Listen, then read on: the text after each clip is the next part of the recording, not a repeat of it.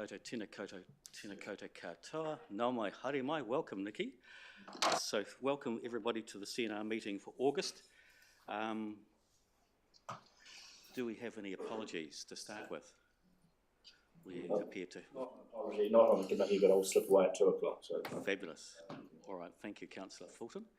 In terms of any conflicts of interest, I'd just like to mention that I'm part of the Kaiapoi Food Forest Trust, but whilst it's not a decision-making or anything like that, it's just we're part of the delegation. So is there any other conflicts of interest that we need to document? No, it appears to be none. We have confirmation of minutes. Would anybody like to move that?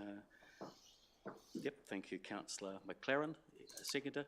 Thank you, Councillor Mellings. All those in favour, please say aye. Those contrary, no, carried. Thank you. Any matters arising, please? There appears to be none. Thank you, Councillor McLaren, also for sending an email through with regard to your various different changes with them. So thank you for that. All right. Moving on to deputations. We'll welcome Glenn. Welcome, Glenn. Glenn's from the Kaiapoi Food Forest, the chairman. Glenn, you have 10 minutes. Thank you very much for sending through your deputation already through to the committee members. All of them have had a chance to read that, and also Courtney, or you'll be able to click through the slides as well. So you've got up to 10 minutes, and if you can leave time at the end for anybody that's wanting to ask any questions. All right. Thank you. Kia ora, Councillor Cairns, and kia ora to Mayor Gordon, councillors and all the staff here. It's great to be here representing the Kaiapoi Food Forest today. You've obviously received the minutes and opportunity to read those, so just a quick presentation on an update for our Kaiapoi Food Forest. So this year, just such a significant amount of growth, and the trees were absolutely laden with fruit. We had various people trying to decide which is the most favourite plum tree. And it was, some good discussions on that. I think it was, for me, it was quite a significant, just blown away at how much fruit was produced this year and the amount of people that were able to benefit from that fruit and produce, various apples, plums, you name it. The best we are, and towards the end of the season we sort of had some medlar, so we had some very unusual fruit, and that also was some good conversation and education to people to what do you do with it. Looking at it going, hey, I'm going to eat it, but no, you can't eat it straight off the tree. So very, very good. I think the food forest itself, it's gone from early days where the end of sort of winter you start feeling a bit grim and wondering what's going to happen and is anything going to come back, whereas now there's a good green cover going throughout the year, and it really does have an awesome amount of growth. In the middle photo there, we've got our food forest building that we have on site. It's got to the point with that building where locking a door is no use. You can just about put a foot through the side of the building. And we've had various break-ins with tools stolen, so we do have a request to put on a container or something just a bit more secure, so we can actually store some hand tools and various things on site for our volunteers when we've got volunteer days and things happening. Looking at the second slide, we've been going through a bit of work with Round to It. We've engaged them to do some work with some funds that we have from council, and we very much appreciate that. So they've been working through repairing tables, adding in tables, maintaining the PO, which have had a nice new coat of paint, and redoing the edging. So we've just got keep them good for ongoing. And I put Inspire there being one of our sort of words we look at the food forest, and the community, the community service workers turning up relatively regularly have been just amazing. They continue just to do so much work in the food forest, spreading mulch and various other things. Like, it wouldn't be there without them or all the volunteers. So we really appreciate the work they do there. We had plans, and we've been through council processes about putting a building. The building has gone on hold, and that's largely come down to funding. Priorities, we all know it's pretty tough for groups out there, and I think prioritising the funding and our own volunteer efforts have been going into plants, which obviously create fruit, and a key thing for the food forest is actually creating fruit and things that everyone can use and eat. So we've been putting efforts into that, and hence the building is still a possibility, but it is on hold at the moment and has rolled off consent, so that process would have to go through again. But it does sort of give us the options of having, providing a space for education if we had it, and with a program actually set up. There's a fair amount, I think, speaking to Councillor Cairns, there's about 23 various food forests around the region, and Kaipoi Food Forest is one of the sort of beginning ones. We are about 9 years, I believe. And so, getting that education out there is pretty important, and just encouraging people to get more food forests and how to do it and what to do is such an important thing. Putting more of these around the region means that there's something local, locally down the road at your park. Instead of mowing grass, there might be some fruit trees growing there. So certainly still something within our mind, but at the moment that's on hold. And the last one there, just looking at some of the connections we've had, we've obviously got a lot of visitors that come and go, fruit picking, but two sort of things that we've also been involved with. Sort of later last year, we had Crystal and Hiriana from Lincoln University who were looking into honouring Indigenous relationships with Kai and Whenua, Maheka Kai and food forestry. So they're doing some work and study on that. They came out, we spoke to them. And then 2 weeks ago, we had Anika from Lincoln University also, and she's working on a case study of how temperate food forest initiatives can be implemented in New Zealand. And I think one of our key things for Anika, which was really about how in New Zealand do we encourage more food forests. I think from our point of view, the council was a significant driver for us being where we are, to the significance we are. The vision with Councillor Cairns and various people to have that started.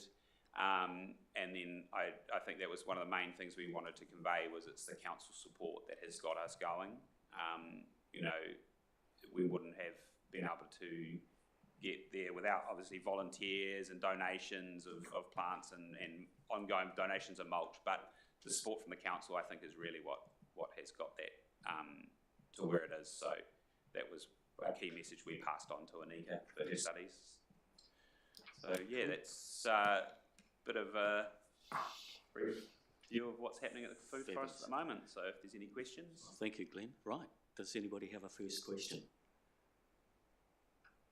Any comments even? Councillor Wood? Can you go back to the shed, the shed, that building, and behind there, is that toilet block or what is it? Yeah, so toilet and storage in there. So yeah, both of that on there. Thank you. If it wasn't quite so complex, I would have said is if the materials could be supplied, would the men's shed be able to do something like that for you? But that's probably been more complex than that. Yeah, it was certainly open for utilising men's shed and anything where we can, but it is still a significant material cost. Yeah, thank you, Councillor Wood. Medan? Just to say thank you very much for the update. It's appreciated, and I always enjoy the visits down there and see where the progress is going. So thank you for providing that to us today, your work, because we know how much effort goes in from our volunteers, and it's very valued. So thank you very much. Thank you. So if there's nothing else, I too would just like to acknowledge your leadership, Glenn, with regard to being the chair for the food forest. You've gone through some fairly tough times, particularly with regard to the work that you've done with the education facility, the building that we've got in front of us. You've put a huge amount of work into that, and it's wonderful to see the amount of volunteer labour that's gone into the food forest and the support from the corrections department. Really, really valuable. And as you've said, 23 other food forests have all come from this one food forest here in Kaiapoi because of the success of it and because of your leadership. So we thank you for that. So thank you for your deputation. Thank you. Thank you. Thank you. Hanson. Just a little bit of change in the agenda. We've had a request that we now move into briefing. So I'm sorry, Leslie. So Leslie, you're going to hear about the natural burials. So if you sit outside, and then what we'll do is we'll call you back in. We could deal with the interference. Oh, you're okay with that? Yeah. Is that all right? So, Okay, right. Sorry, can we? thank you. Sorry. All right, thanks, Dan.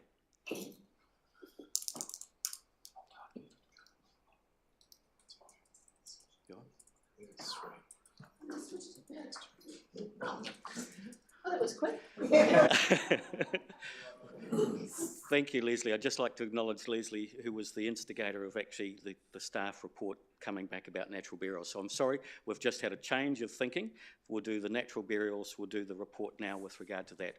So we'll call forward Grant and Aria. Thank you.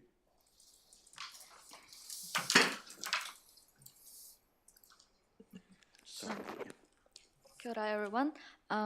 We've now completed further investigation into providing natural burial in the district, and we are recommending a 24-month trial at Cast West Earton Cemetery as a practical first step. This will allow us to test demand and work through the practical and management practices before considering any longer term or wider provision across the district. We'll take the report as read and are happy to take any questions the committee may have. Thank you. Cool, thank you.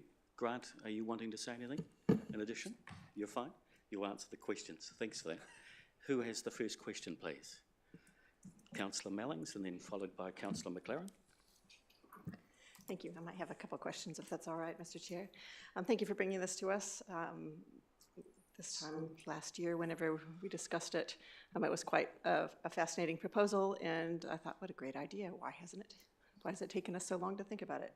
So just a couple things. So the report mentions planting arrangements and plot capacity. So are those the circular layout of the plots positioned around trees in the center? Or how does that work?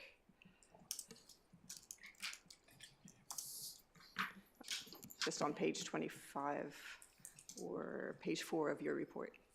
Yeah. So other trees in the central. Yeah. So the wee circles there. So the detailed design of how the planting design around the natural burial area haven't confirmed at this stage, but usually we would allow 1 tree per natural burial. For example, that yellow circle shows 16 natural burial, would usually have 16 trees at least. But from what I see from other councils and nationwide, how they do, they also provide some extra planting around the natural burial areas. So could be planting at the middle, in the middle. Thank you. Yeah, and I think fair to say that's it. So you would end up with circles of plants with that whole circle filled in if you went with that model, I guess. At this point, the next step, if the trial's approved, is for us to talk to Natural Burial New Zealand and work out an actual design of what that looks like. That what Aria's got there is basically I guess a structure that's been used elsewhere, but we're keen to work with the experts who know about how these things might fit into the particular landform and give us a bit of better idea of how that might fit and be arranged. But yes. Thank you. And just one other question, probably the larger question. So I understand that this is a different offering than your conventional burials, but I question why councils apply a premium to it, because staff have reported that over time these kind of burials cost cumulatively less, and as a more environmentally friendly option and more budget conscious, dare I say it, giving less embalming, biodegradable caskets, no headstone, all that sort of thing. Would it be an impediment to capturing the cost drivers here, so cost recovery of this, to charge a fee more akin to a conventional burial? Because I presume we're not looking to make a profit here by the service. I mean, it's really a public good, so. Thanks for the question. If looking at the price comparison that I put in the table, one thing to note is that from the table alone, natural burial appears more expensive option for the family, as we are proposing $1.5 grand higher interment fee. But a standard burial also comes with the cost of a headstone, and which the family pays separately to an approved monumental mason. So a typical headstone can cost around $2 to $3 grand. This isn't included in the council fee shown here. So depending on the headstone they would otherwise choose, the overall cost to the family for natural burial could be potentially lower. So it still works out to be less, most likely? Yes, yep. So in essence, we're paying the cost of the planting, which is instead of them paying the cost of doing a headstone, which is why the initial cost for council is higher, because we have to do the interment and the planting. So they have, I guess, one fee rather than paying council, then going and getting a stonemason to do a headstone or whichever. Because I do know that you're actually proposing something a bit less than other councils do, but yeah, I'm just curious. Thank you. Councillor McLaren. Thanks. I'm not sure if my question's just been asked and answered. I feel it not quite. I'd whittled it down to two questions, both of which I thought the answer would probably be native trees. The first was, can you do a natural burial in a standard plot without the native plants? And the second one was this $1,500 premium. Can we actually say this is what it costs the council over and above a normal burial, and that's why we're charging you this? Or is it just being charged because we can, because it's a commercial opportunity to charge more? So build on the previous answer if necessary. Yes, so I'll answer the second question first. It's not, we're not seeing this as a commercial opportunity, and I think it's probably important to note that in terms of the fee, you'll see in the recommendations the fee's got to be approved by council. CNR's looking at whether this activity should happen, so we don't want to get bogged down too much in the fees, but the fee we're recommending is based on looking at other councils, what they're offering. It's based on how much it is in addition to do that planting and also some of that operational. So it's one thing to plant something, you then also need to water it and look after it until it's established. So yes, we can say that it is based on the costs, that meeting those costs over time. And I'd note that we are still significantly cheaper, or recommending a fee that's significantly cheaper than what Christchurch is. Also, this being a trial, we've recommended that this is what we think would be a good fee for an interim fee, but at the end of that 2-year trial, as part of that report back would be a recommendation of, yes, we hit the mark, no, it needs to be a little bit more, it needs to be a bit less, or whichever. So but for us to do a trial, we have to have a fee to be able to charge the people who use it during that trial period. Your first question, I might just get to rephrase that again. Oh, well, the concept's not particularly new. I mean, our pine coffins, etc., came in decades ago.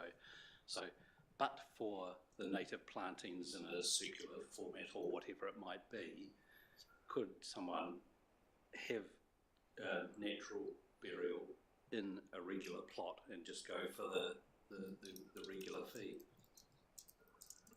We can certainly look at that as part of that management plan. I think what we're trying to address here is there's a desire within the community to be able to have a very low impact burial, and part of the larger impacts of burial is the coffin, but it's also the likes of your concrete berms, your headstones, and the ongoing maintenance of grass around them. And so I think this is addressing the desire for that more soft approach of no physical things. But in terms of whether someone could choose to have, I guess, a medium approach there where they still want the headstone things, but they want to have a wicker casket or whichever. I believe that is already available, but we can confirm that and make sure that is available within the trial period. Thank you, Councillor. Deputy Mayor Redmond, and then followed by Councillor Fulton. Thank you for your presentation. Do natural burials comply with the current cemetery policy, or does that need to be amended? Yes, we've confirmed with the policy team, and we can confirm that natural burial can be implemented within the existing legislative and operational framework. So the reason why we are proposing to develop the cemeteries management plan is to be that would be, because we consider that would be the appropriate mechanism to establish the operational framework for natural burial provision and to support the consistent delivery and operational clarity. So that's focusing on the operational and practical side. But a short answer to your question is yes. Right, yep. Thank you. You mentioned there'd be no headstones. Will the grave be marked in any way for identification purposes, or how's that dealt with in the absence of a headstone? So typically they are marked by the presence of the trees and things being planted there, and then we would keep a record on in our system of where that was. So someone could come and look at the system, which has got a map and a plot, perhaps a diagram where the plots are. But if they go there, they're not going to find a headstone with a name. They're just going to find an area of planting that is where their loved one or family member is interred. But apart from the plants that's there, there's no other physical kind of marker that's there. So the tree's sort of an equivalent to a headstone? Yes. Right. And who will maintain the trees? That comes to council, yes. Thank you. Cool. Councillor Fulton. Oh, thank you, Mr. Chair. Fairly broad question, but the nature of a trial, what do you expect to actually learn in a trial period of this sort, with all respect? I mean, that's stating the obvious that, you know, obviously there's planting and burial practices. What do you expect to learn? How will you apply it to other sites?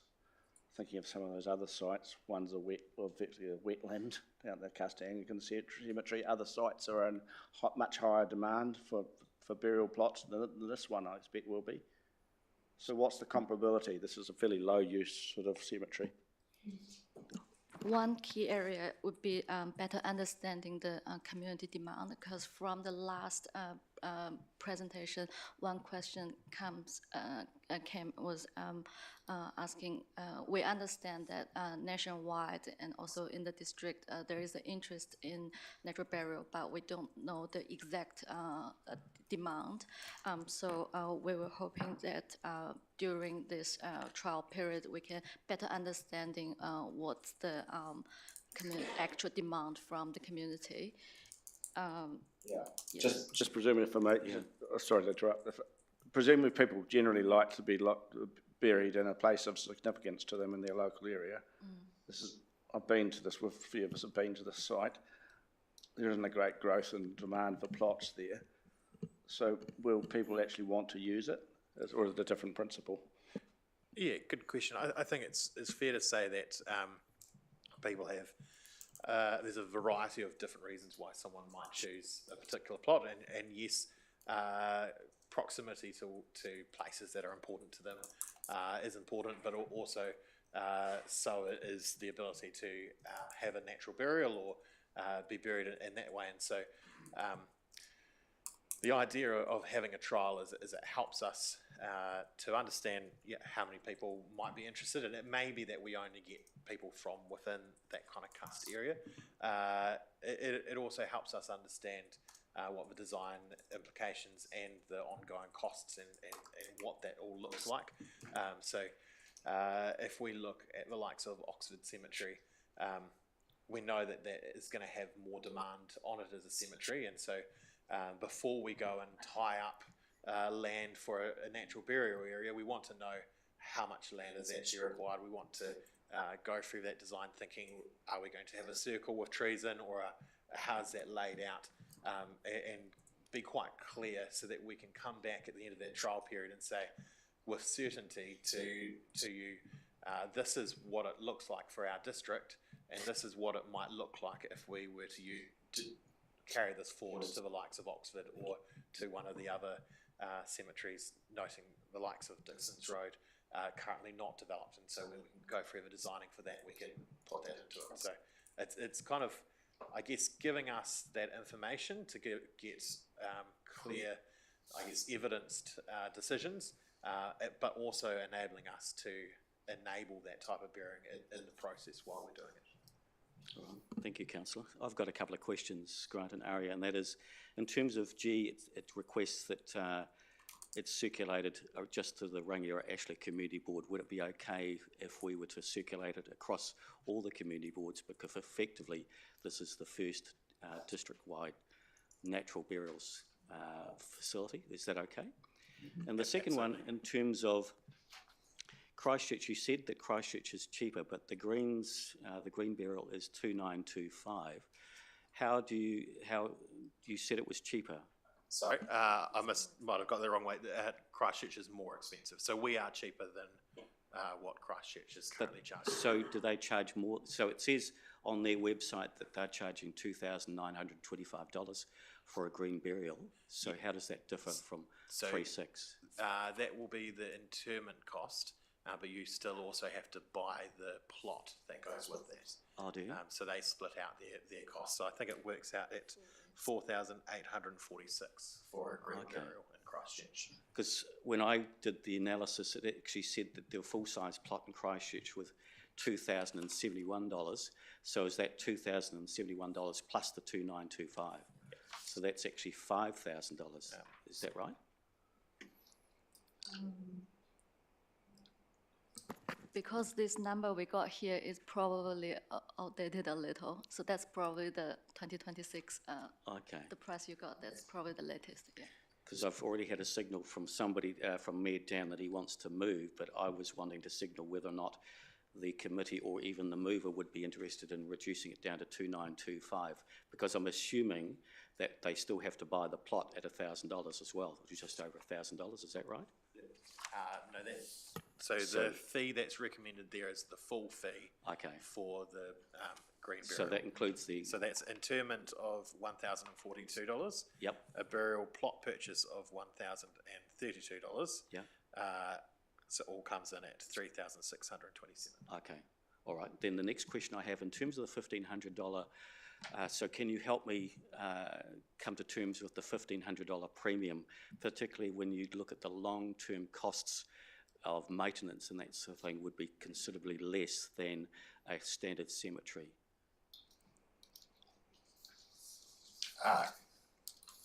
Yeah, I guess at this point, like I said before, there's definitely opportunity for that fee to go up or down. Yeah. We're trying to make sure that at least during this trial period, we have got a fee that covers the costs for the ones that are established during that period. So yeah, that's the planting. It gives space for planting a tree, but also some other plants in it, so you don't just end up with 12 trees in a circle. Yep. We can actually create an area of biodiversity in that space, but also some of that immediate maintenance. So the ongoing operational cost, yes, ends up being lower, but that is over a significant amount of time. Yes. And so we didn't want during the trial period at least, while we don't entirely know exactly where those fees should be, for us to create an undue pressure for council in terms of that raising and things. All right, thank you. So we've got a mover So how are you indicating, Well, I'm Mayor going to Dan? move as recommended, but I'm happy to amend G. Well, I'm not amending G, but I'm just adding to G that the report is circulated to all community boards for Okay. information, and leave H as recommended. Okay, all right, thank you. Seconder, thank you, Councillor Mellons. Councillor Dan, or Mayor Dan. Just to say that I support us undertaking the trial. I think, you know, living in a district of our size and where we're getting to, I think investigating options such as a natural burial, I think makes sense. It's a 24-month trial and we'll see how that gets to. From my own personal perspective, as long as it's safe and hygienic, they're the tests that I have, and I think we should always be open to new standards. Personally, having been through a number of family members who've passed, I've got quite a staggering, especially when my late mother passed, just how much it cost just to have a basic service. It's phenomenal. It was well over $10,000. Not all families have that. So there's ways in which this can be. I said to Sarah the other day, my fiance, I said, just send me straight to the crematorium and pack me off, and we can have a booze up later if people want to. But I just think we've got to be accommodating of where people are at, you know, and I just can't see the point of going through expensive exercises when there's lots of other opportunities, as long as it's meeting and is respectful of where families and your own wishes are at in that space. So if the fees can be cheaper, I would certainly welcome that, but I'm not going to. I think the time is after the trial, so I'm persuaded by what you say, but I understand the reasons why you raised that, Mr. Chair. But those options of how we find ways that accommodate where things are at, and also there's water cremations happening now. A friend of mine was the late friend of mine, as it turns out, was the first to have a water cremation. Surprised me that would be his wishes, knowing him, but they were his wishes. He was very progressive in that space, as it turns out. So there's lots of different options that we all need to think through and be respectful in that process. So thank you for bringing it, and I'm in support of the trial for that 24-month period. Thank you, Mayor Dan. Councillor Mellings. Again, yes, thank you for your work on this. Having just reviewed my will and whatnot, it's something that you do tend to turn your mind to what the options are out there. And we haven't really got a lot of different options available for, well, the end that we'll all meet someday. So, you know, we all kind of do need to think about it because nobody escapes that. And, you know, we have had the community come and raise with us that this is an option that they would like us to explore. And, you know, it does have a range of benefits for people and their families. And being that, you know, we're looking at a 24-month trial, and the fact that ultimately council is where the fees get determined anyhow. So we're simply here today talking about giving the green light to a trial to occur, and a provisional fee for that service, and also noting that you have said that in your report that we have to get advice from Natural Burials New Zealand, and that advice, you know, also comes with a cost as well. I wouldn't imagine over 24 months that we'll have a lot of these, just enough to really test the waters, I guess, and get it right. So I think that it's probably at this point, whilst I do believe that the costs should be more in keeping with a standard burial in this trial period, I believe that it's probably not a bad idea to have a bit of a buffer in here to make sure that it does cover the costs. Ultimately, that's not the kind of thing that, you know, we are really angling at here. What we want is for people to have choice, and we also want to make sure that the costs for those things are covered. And I think that you've done a pretty good job in balancing out that, because there's a significant unknown here. But I'm really happy to endorse the recommendation here. for us to try the option out and you know, fine tune as needed. So thank you for your report. Thank you, Councillor. We've got Deputy Mayor Redmond and then Councillor McLaren. Thank you. I'll be supporting the recommendation for the trial. I would just like to say that the current cemetery policy is very prescriptive. So it's interesting that this fits within it. We have someone at the moment who is wanting a natural headstone, if I could call it natural, an Oamaru stone headstone, which doesn't fit within the existing cemetery policy. So maybe it's something people are wanting more choice that we may need to look at in the future. And the cemetery policy is due to be reviewed, I think, each year. So maybe natural burial or something, we might have an indication how it's going at that stage. The thing to bear in mind is once we inter someone,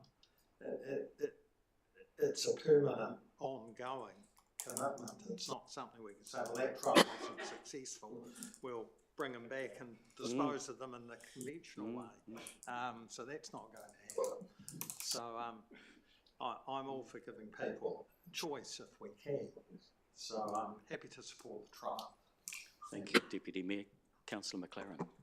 Thank you. I'll be supporting this motion and opt for the lower cost, more natural options, and so be charged a premium on that. Sort of seems to go against that that kind of thinking. When I was at Maritime New Zealand, I ended up at the end of a very long regulatory chain where someone had, quite frustrated by the time they got to me, had tried every government department, every council, wanting to know if they could have a Viking burial. And so I'd end up with Maritime New Zealand, must be the only one that could approve it. And for some reason, as the substances inspector, it ended up with me. So end of life celebrations are as old as humans, and they are incredibly important. So I welcome this, and still got my reservations about the fee, but I understand that I've been assured that it is a realistic fee for the establishment of native plantings and keeping those there, and look forward to seeing how the trial goes. Thank you. Thank you, Councillor. If I also just my two bobs worth, and firstly thank. Fees also. Oh, sorry. Right. Can we just confirm that the fees excluding or including GST? So, Grant or Aria, are you able to? We would have to say that it would include GST based on. Yeah. If it's not mentioned. If it's not mentioned, would that be right? Sorry. Do you want to just clarify that We'll it would include that, in GST if it's not mentioned otherwise? Yeah. It would, yes, indeed. Thanks, Jeff.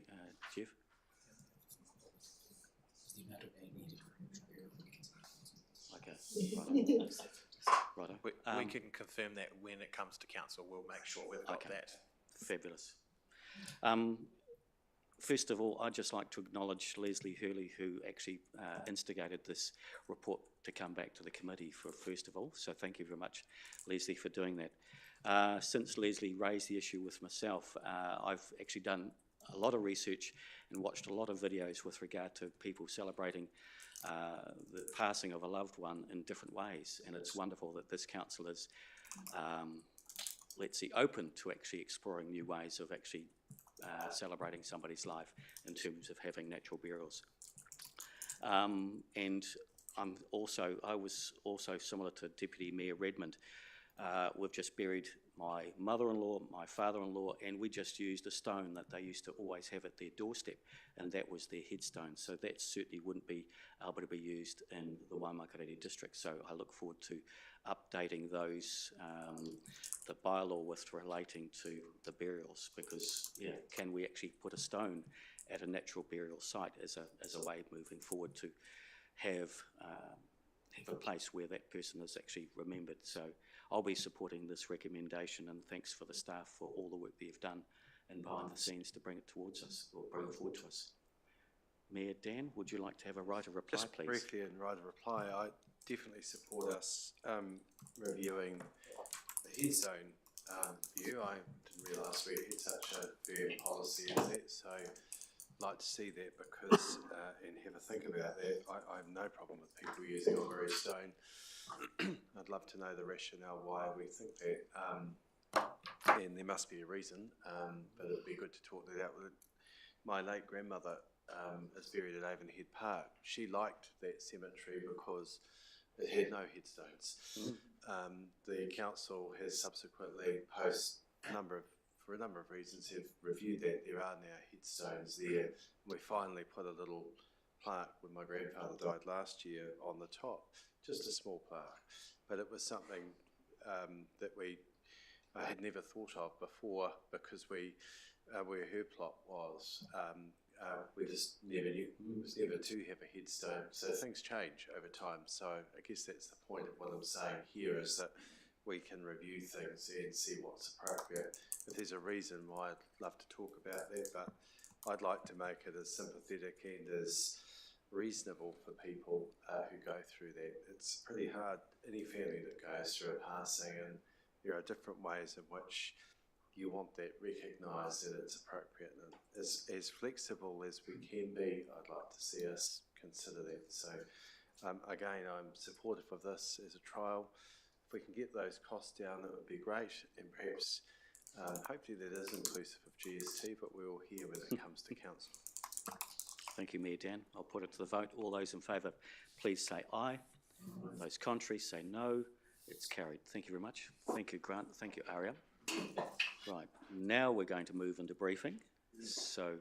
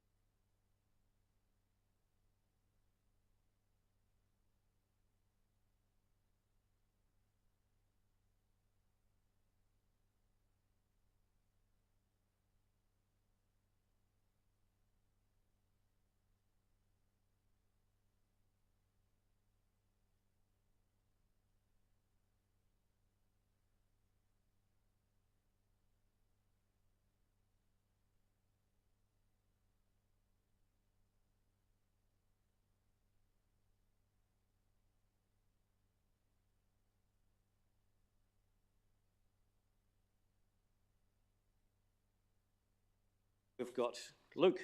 Luke, you're going to talk to us about the Kaiapoi eyesight move. Thanks, Mayor Dan.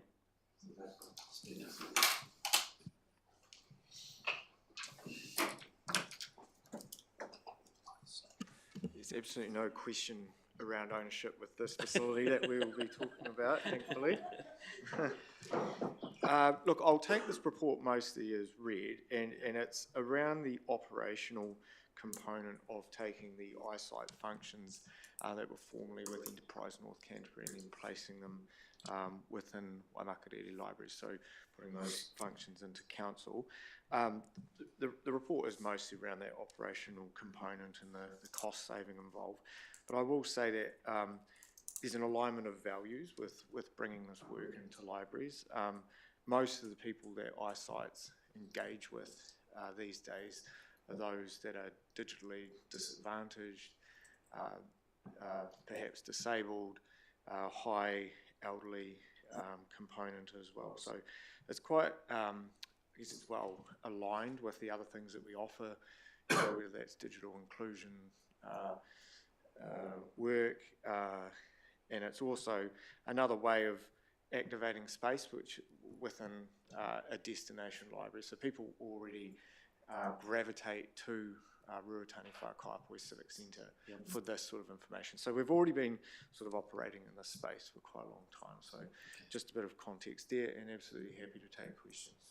So I've just got a couple of questions, Luke, and thanks for that. In terms of, I've seen the eyesight in the past sell tickets to various different events, the likes of Hangi tickets, Rangiora players and other groups. Will that still happen in terms of the library will take on that facility? Yeah, absolutely. And who will make that decision? Will you make that decision in terms of saying, yes, we'll take on that? Yeah, absolutely. So we're committed to bringing over the full suite of services. So we've got a limited offering now. So if you pop into the library now, you'll see all the brochures and all that side of things. We've got a team member that's been trained up on the bookings platform side of it. So we'll have a full service from the 31st of August, and that's all the offerings. So we're talking Department of Conservation, hut tickets, fish and game licences, and then some of those ad hoc community payments as well. It's taken a little bit of time to sort of pull the systems together, and so that we can take payments from our end as well. But yeah, from the 31st of August, that will be the full service. I've also heard that businesses are actually being charged for flyers to go into the stand, not here, but in the previous situation. Is that the case or not?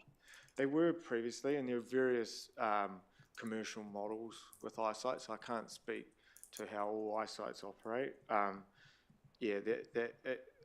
When we spoke to Tourism New Zealand, generally the way that it works when eyesights are co-located within libraries, it's a non-commercial or it's a cost recovery model. So it's not a commercial entity, so we wouldn't be looking at that same cost to have those brochures there. But so will somebody decide as to whether or not certain brochures would be allowed in the library? Okay, so you have a team that will set up. Right. We've got a question from Deputy Mayor Redman. Thank you, Luke. When we first looked at this matter in the annual plan, there was going to be a business case presented to council, but that never happened, and we just boxed on with this. Now, one of the reasons for supporting it was an increased level of service that was going to be rolled out across the other libraries in Rangiora and Oxford. But from reading your report, it doesn't say that that's happening. It does state in the report that after 6 months we'll review the offering. Yeah. So obviously we've got some space considerations for Rangiora Library, as in it would be very difficult to bring in a fully fledged service there and offer the same level of service. Although we're currently an information centre for eyesight at Rangiora Library, many community members aren't aware of that. So we hold maps and brochures and some other things. There's also the opportunity for Oxford, given its proximity to our recreation reserves and dock areas and that sort of thing. So there's some potential there too. But we'll review it we'll review how it looks after 6 months. So it's still the intention, perhaps. Yeah.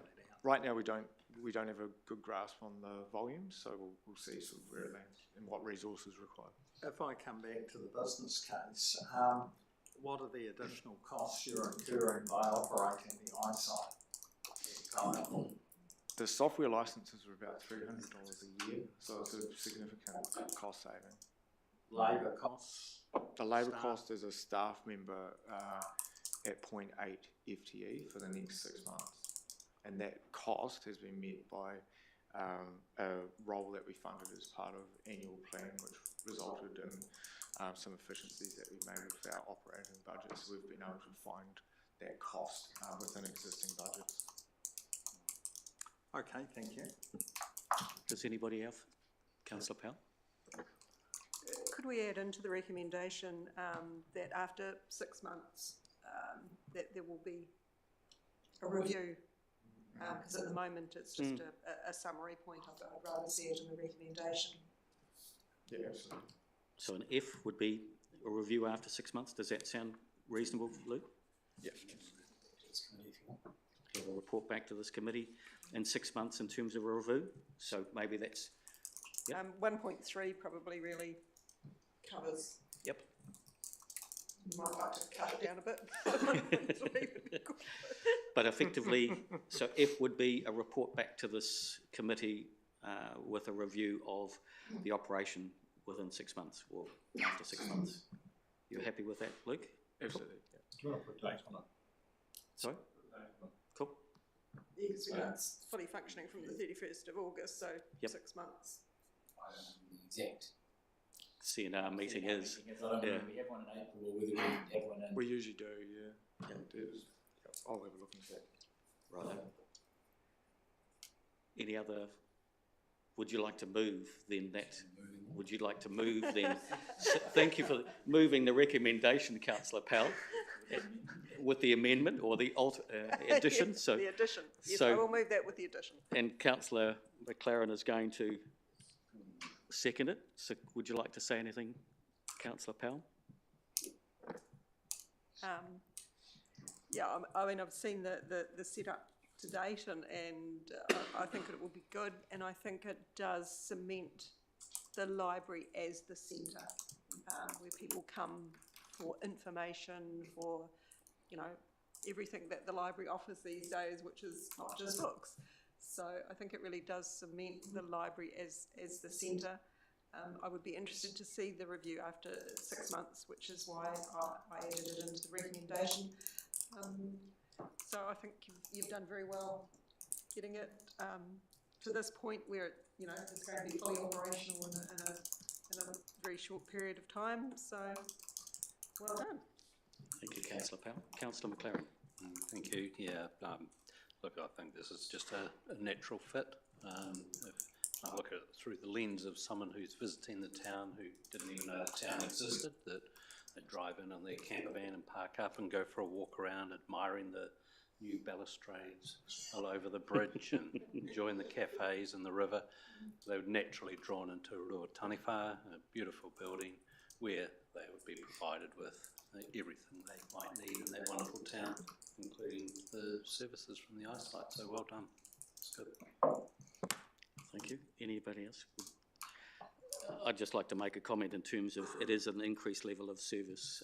The current eyesight or the previous eyesight was only a 6 day or 5 and a bit day levels of service. So this is an increased level of service. I look at the numbers of people, the visitor numbers that used to go through the eyesight. This is going to be an enhanced level of service because of the numbers of people that go through the libraries. And certainly I would like the service to be increased across all of our libraries because it's just a no-brainer that, again, the libraries are the centre of our community. My only concern is, Luke, that your team are stretched as it is with only 1,200 events per year, and this is just another level of, or another service that you're providing to the community, which is extremely valuable. So I certainly will be voting in favour of this recommendation. Is there any other speakers? Yes, please. Oh, yep, Councillor Ward.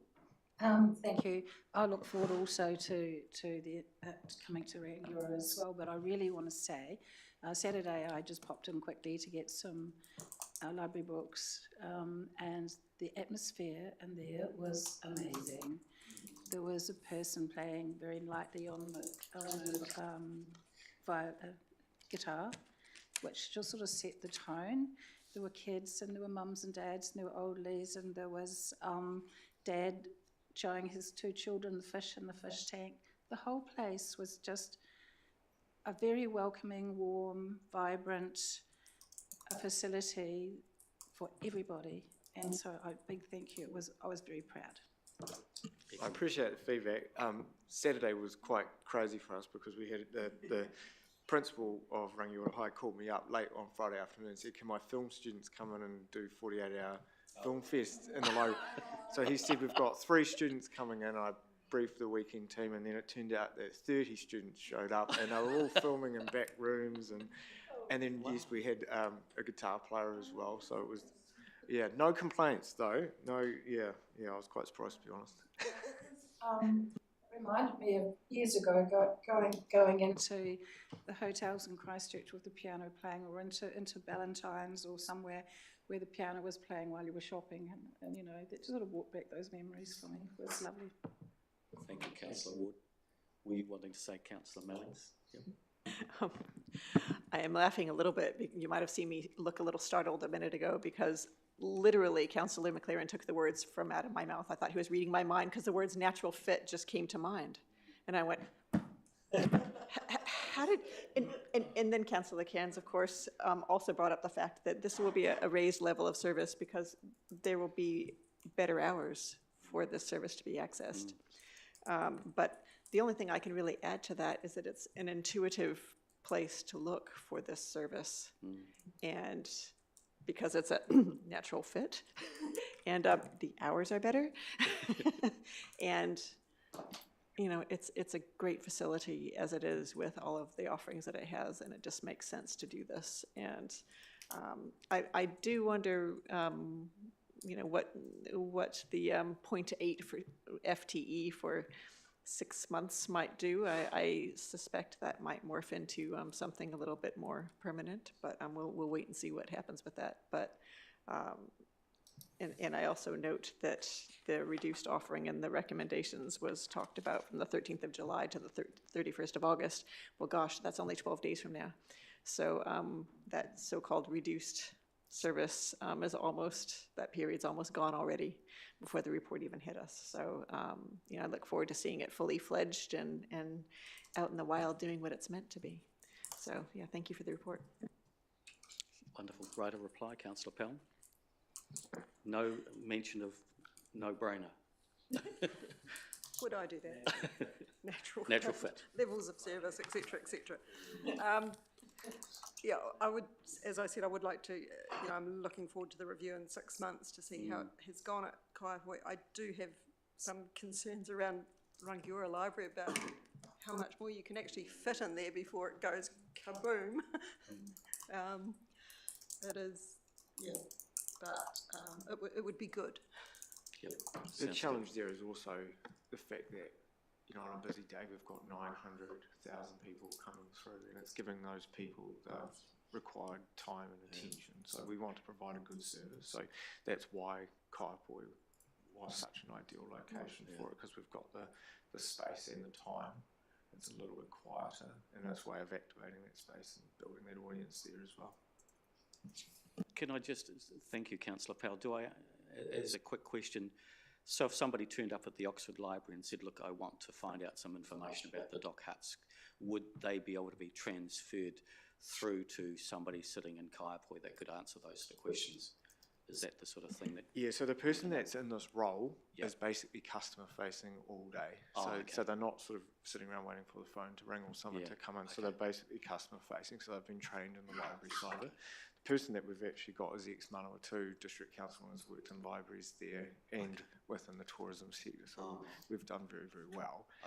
So that person will be there and able to take inquiries from over the phone or via email as well. Fabulous, excellent. Right, we'll put the recommendation to the vote. All those in favour, please say aye. Aye. Those against? Carried. Thank you very much. Thank you, Luke, and thank you for the report. And we'll look forward to seeing you back in 6 months with regard to more services being provided. So portfolio updates. We'll start off with myself. I've already sent through my report. I'll just give you a bit of an update as well. You may have seen online that currently there is the Kaiapoi Saturday market has now had a change to the Kaiapoi River Market, and that's on a location in the reserve in Kaiapoi. There's also now been an alternate market has been set up in Kaiapoi, and that will be at the Kaiapoi Club, and it is it's called the Heart of Kaiapoi Market at the Kaiapoi Club. So they're two completely separate markets, but I've been getting some calls with regard to just people asking questions about the second market, but there's still a market in the reserve on Charles Street in Kaiapoi. And also I'd just like to acknowledge the Kaiapoi Aquatic Centre. They hosted the Cane Shield last night. It's been running for 78 years, the Cane Shield. It certainly had a few years where it didn't run, but yes, it started in 1948, and we had a great time last night at the Cane Shield. So thank you to the Aquatic Centre team for actually hosting that event. It was a really well-run event, so thank you for that. Is there any questions? Rats. Who won the Cane Shield? It was the mothership. It was the mothership. It was a range of mothers. If I'm pretty sure it's called the mothership, but I'll check just to make sure. But yes, I'm pretty sure at the mothership. Yeah. Thanks. Thank you, Councillor Malley. Councillor Powell. With the delays around the Woodian Beach playground, Yes. is it possible when that is resolved to get something out to the community? I get asked a lot about it, shall we say, because it was due to actually be finished like that now. Righto. Based on the nodding from the gentleman sitting beside me, I'm getting the feeling that is that doable, Chris? Yeah, definitely doable. There's just a couple of planning issues that we're still working through, which are is often the case, which I think are really easy to overcome. And then, yeah, absolutely, we'll get an update out to the community about exact times. Yep. So Councillor Powell, are you wanting to sort of just give the community an update, or more of an updated of when it will be finished? There hasn't been an update. The last update to the community was it would be basically finished about now. Okay. So what would you like to see? So we'll do it through Facebook and website, and we can give something to the community board members and councillors and that sort of stuff, and give them. How does that sound? Yeah. Yep. I mean, happy to wait until this is resolved and you've got a clearer idea of when the finish date would be. Okay, cool. Any other questions? Right, we'll move on to Councillor McLaren with regard to community facilities, including aquatic centres, multi-use sports stadium, libraries, service centres, town halls and museums. So I've been lured into a bit of a false sense of security by my previous these committee meetings, because I've always followed Luke and Matt, who've given very full reports on the aquatic facilities and libraries. So I think I might have been set up here. So while I've got time to think of what they're going to say after this, I'll briefly touch on a couple of other things. Just a reminder that Rangiora Town Hall's 100th anniversary celebrations are only 2 weeks away. With the 2 concerts that sound like they'll be fabulous by a range of groups who use the Town Hall, in some cases for as long as the Town Hall has existed. So get in quick if you haven't already bought your tickets. I do want to draw attention to the Rangiora Museum as one of the few museums, if the only, that has regular public speakers every month. And they're always interesting, and on Sunday at 2 p.m, particular interest to councils, is the history of how, or stories about how Rangiora got its street names. So it'll be former Mayor David Ayres, David Petrie and Jean Turvey, all almost artefacts themselves, I dare say, in their own words. So it'll be proved to be a really interesting session. And then on the 24th of September, it'll be back to the evenings again as the weather warms up. Thursday 24th at 7:30, Edward Luzetti is going to be speaking. And I'm sure there'll be a lot of interest in that. They're anticipating a big crowd, given the development questions and interest that's there. So he's going to give an update, is he? He is going to speak. Wow. At the museum about the history. Oh, So, and also what their future plans are? who knows? Oh, okay, right. I imagine someone will ask that question. Sticking with museums, over at Rotaniwha, Kaipoi Museum still has concerns about they've got their own private storage, archive area upstairs, so there's still ongoing kind of considerations around how they can safely carry heavy and bulky items up and down those stairs, and potential solutions are still being explored. And sticking with the library and service centre, with Subway having moved just down the road to newer, flasher premises, the old site, which is right at the entrance of Rotaniwha, which is owned by the council but not the land. I think it's Crown land, I think. There's an opportune time to bring the earthquake-prone building up to the required building code and search for new tenants, and hopefully that'll be a business that will complement the library, such as a cafe or perhaps some tourist-related business that will kind of complement the relocation of the eyesight from ENC to here. So we'll watch that one with interest. Pegasus Community Centre, where some of us went on a site visit last week, and it's really an impressive asset and will prove to be a real jewel in the crown of community facilities for this district. On time, under budget, official openings in October, so looking forward to that. Finally, before I hand over to Luke and Matt, Main Power Stadium continues to be an incredibly popular and busy place with a wide range of activities, including many non-sport events, which is always really cool. The roof continues to be a vexed issue, ever since it was opened, and discussions are continuing between the responsible parties to arrive at a solution that comes at no extra cost to the ratepayers. And I do just want to shout out for the addition of disc golf as well, which we have mentioned before in other meetings, but it's received a lot of attention from right across the Motu. It's recognised, it's up there. It's been a great addition to the circuit and really popular, not just for our own locals, but for people who will travel from afar just to divert on their journey, just to get a quick round in, as describing it as a nice little 9-hole course, and that they hope that it will soon grow to an 18-hole, which I hope the community board will take note of. And the fact that it's open 24/7 at no cost, you know, this is just a great new sport, new asset for the stadium and for the district. Okay, Matt or Luke, who's next to pick up the aquatic facilities or libraries? No, it's just you.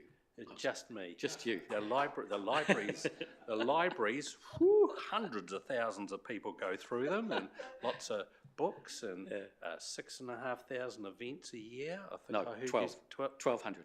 1,200 events a year. 1,200 events each year. And as for the pools, oh, great, awesome. So, Councillor McLaren, there's a gentleman came to the committee a month or so ago with regard to, is it paddleball or whatever it was. Did anything progress from there in terms of? Yeah, I'm meant to be putting a lease together to come back to this group to approve the lease. So I've written the lease. Wow. And end of this week I should send that off to the paddle guys to review.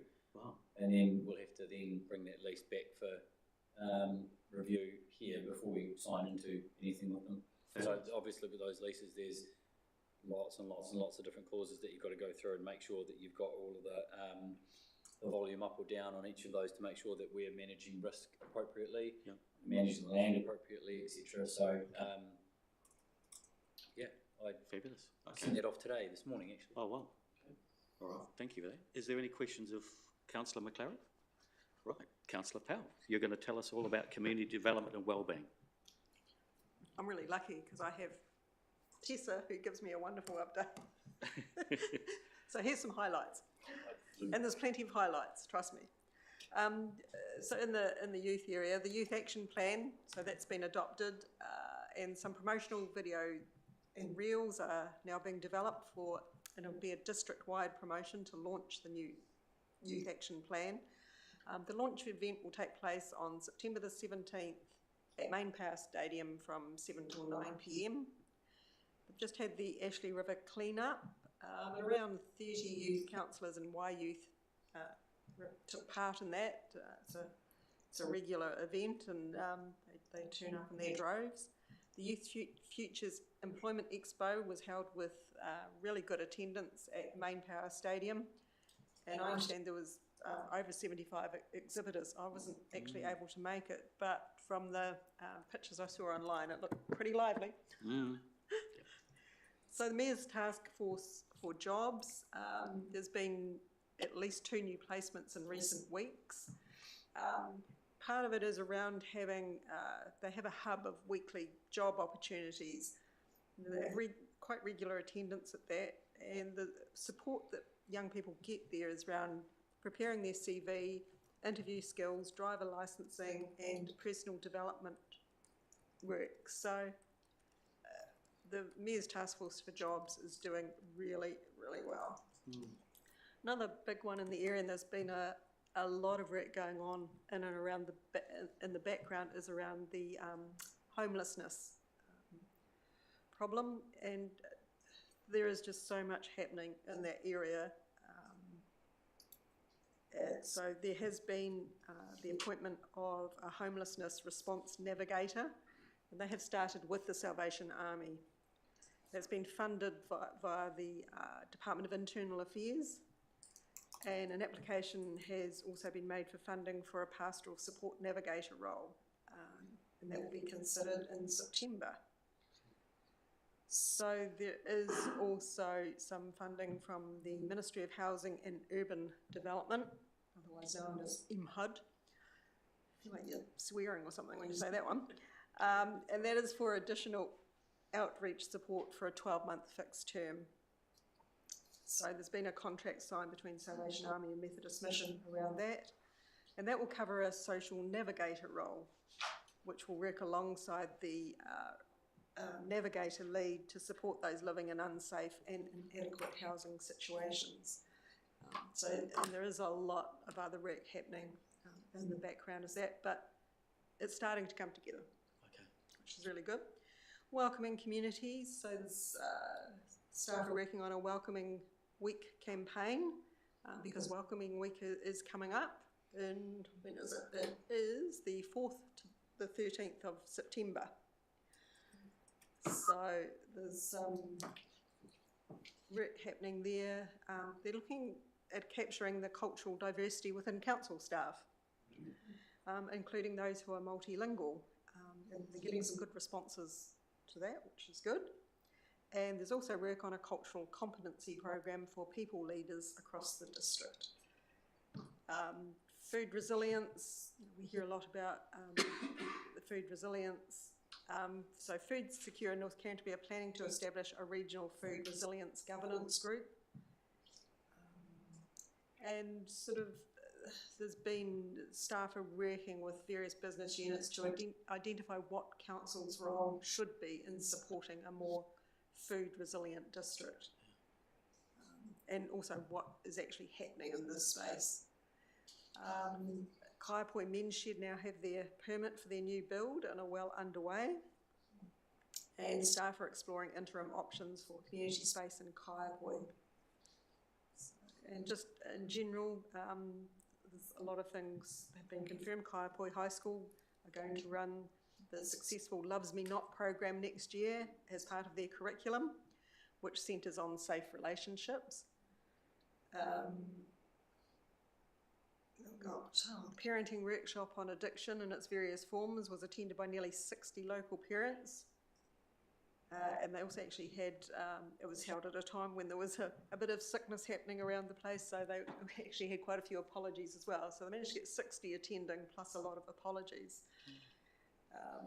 They had 90 registrations for the mini social and community sector conference, And the evaluations have been very positive around that.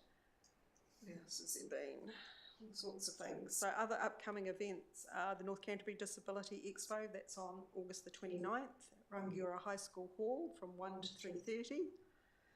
The Welcome to the Birds is coming back again this year on August 30th at Waikuku Beach. And the Youth Action Plan event launch is September the 17th, and welcoming week. Fabulous. Thank you for that, Councillor Powell. Any questions of Councillor Powell? Yep, Councillor Ward. Thank you for that. That's really amazing what you're all doing and achieving, and for everyone in the district. So thank you, Tessa. But just for my information, with regard to the new 2 appointments for homelessness, is that a new incentive from the central government that's just been introduced, or is that something that's been there for quite a while? I'm sorry, I didn't quite hear your question. The two new appointments for homelessness that have just been introduced, is that a new incentives from central government, or has that been going for a long time? So that was developed out of the Homelessness Response Advisory Group that we established in April. So we following the forum, Department of Internal Affairs approached us and said that they would be really interested in supporting the navigator role that we had proposed, so that funding came through. And then we have quite a strong relationship with MHUD, who are now MCERT, the local rep, and he had arranged some mop-up funding for us for the second role. So the DIA role is the project lead, and then the second role is a social navigator to support that. And the benefit of that is that we can address some of those people who might have something of a roof over their head, but it's unsafe and unsuitable. So someone who's really unwell and elderly living in a motor camp. Okay, so that's good. So do you have, obviously you're setting up alternatives or safe places for people to, have you got enough accommodation to accommodate the need? No, but the contract that came through from MCERT, which is umbrellaed by Methodist Mission and delivered locally by Salvation Army, comes with some, I'm terrible at acronyms, some subsidised rental properties, so that we can put people up. There's an allocation of 10 properties from Methodist Mission. In addition to that, it gives some provision for putting someone in a motel if we get a call last thing on a Friday and there's a storm coming.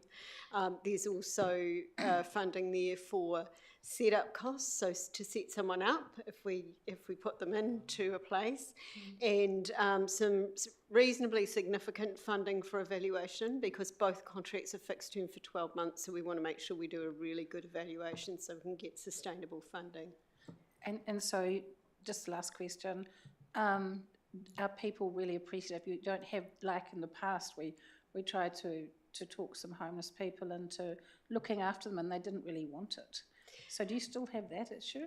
So that will always be an issue, but the idea of the program that we've proposed is that there's more designated one-on-one availability, so we can navigate people and take that opportunity when they're ready. So you might remember our older lady who used to sit outside libraries. So that relocation was based on an opportunity that libraries helped to present.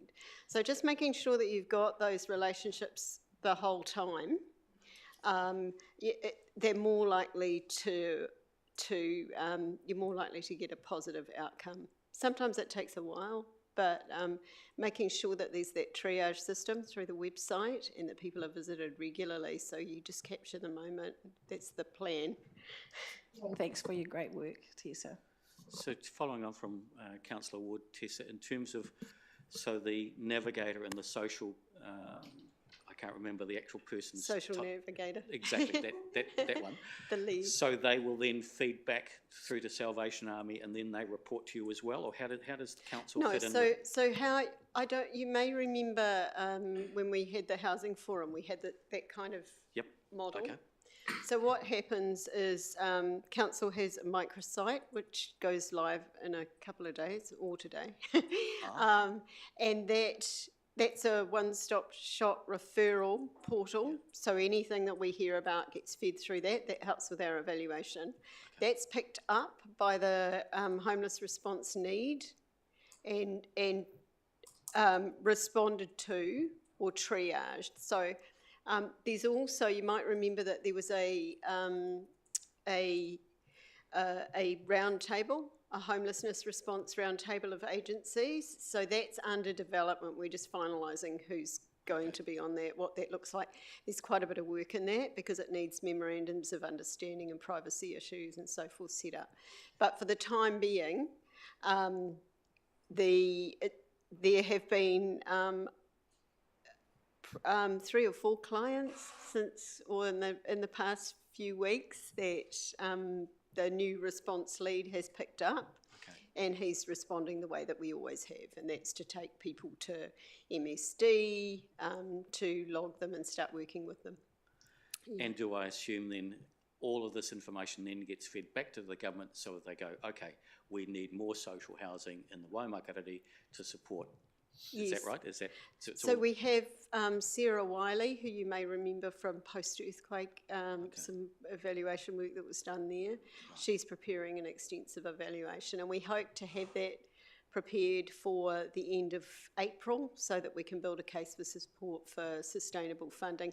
DIA have signalled that they would like to put the homeless response lead role in their business as usual, but that's not guaranteed until we've got the money in our pocket. Excellent. Thank you for your update, Tessa. Thank you.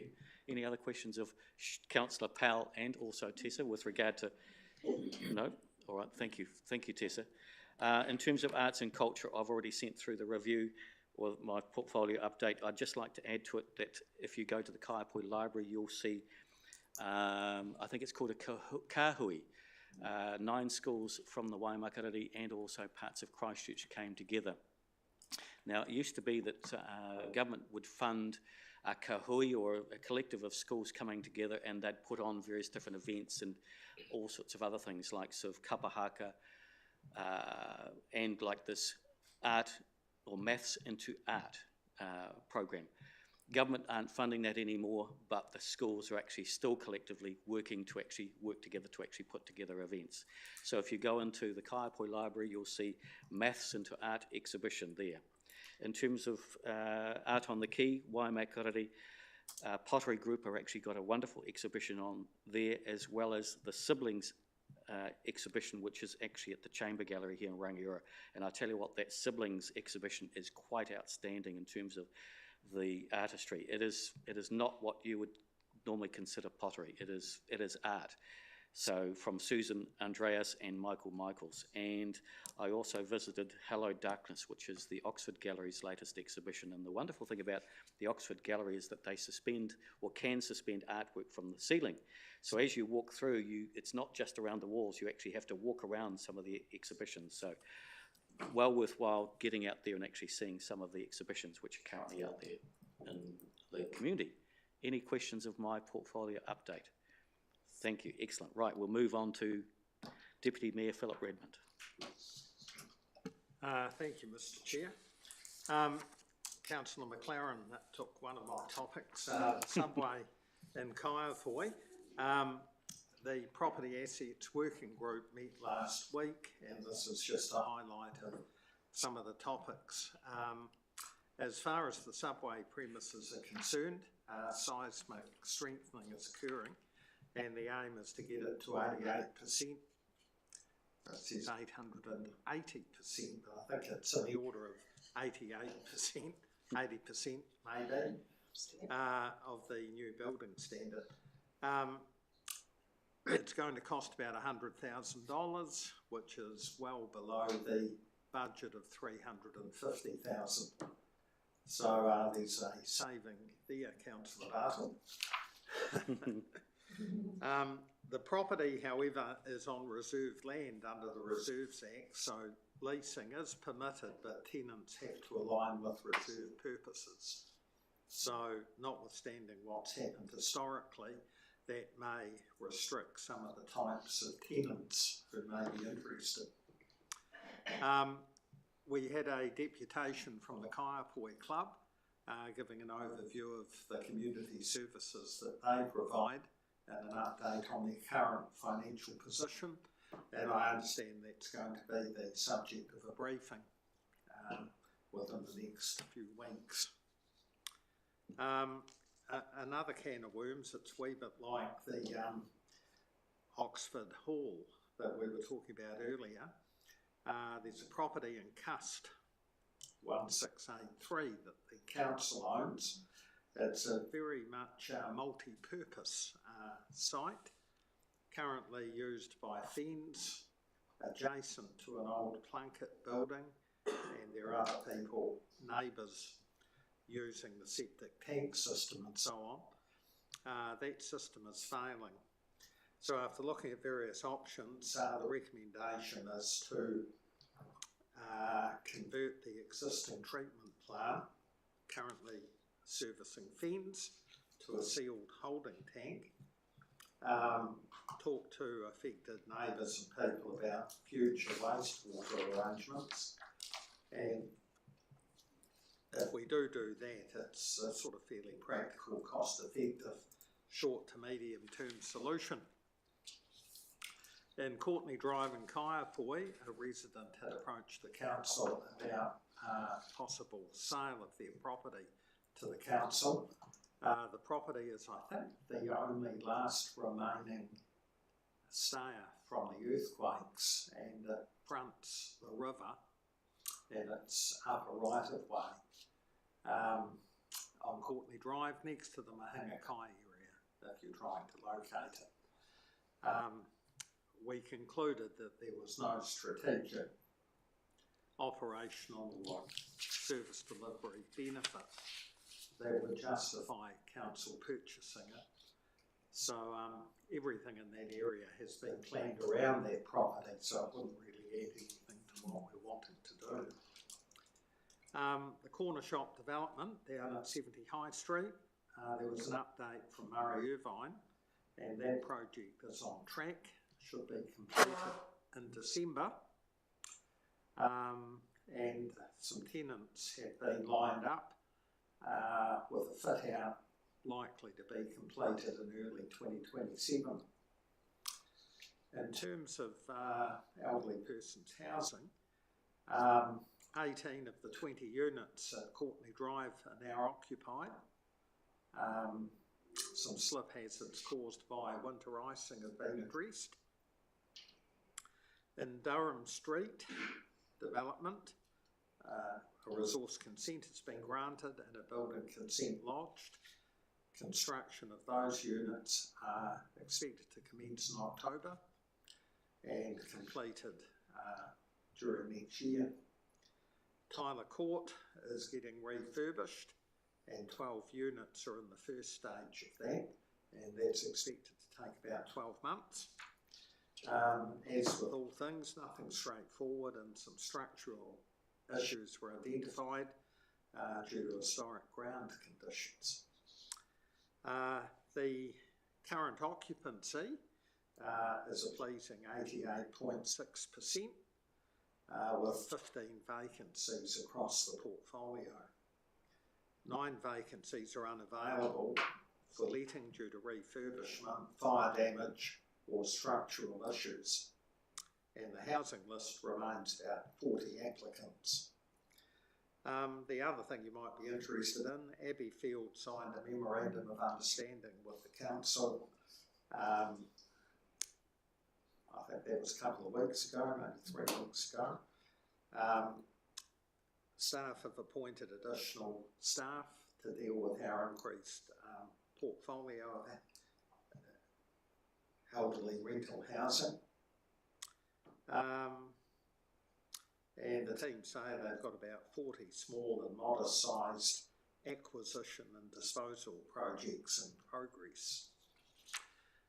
So that's it from the property.